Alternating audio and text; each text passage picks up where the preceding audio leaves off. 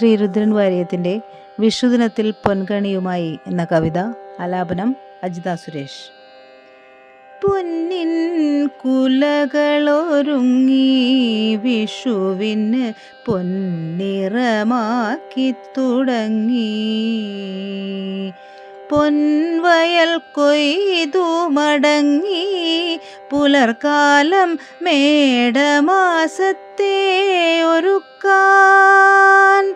പൊന്നുരുളിയുമെടുത്തു പറമ്പിലെ കായ്കനിയെല്ലാം നിറച്ചു. പൊന്നാണയത്തിനോടൊപ്പം പുത്തനാം നെല്ലും നിറച്ചങ്ങ് വെച്ചു.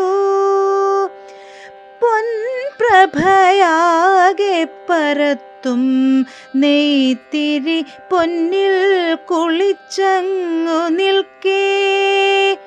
പൊൻതിളക്കത്തിൽ വിളങ്ങും കൃഷ്ണന്റെ പൊന്മുഖം നോക്കി ഞാൻ നിൽക്കും. പൊന്മുഖം നോക്കി ഞാൻ നിൽക്കും. പൊന്മുഖം നോക്കി ഞാൻ നിൽക്കും.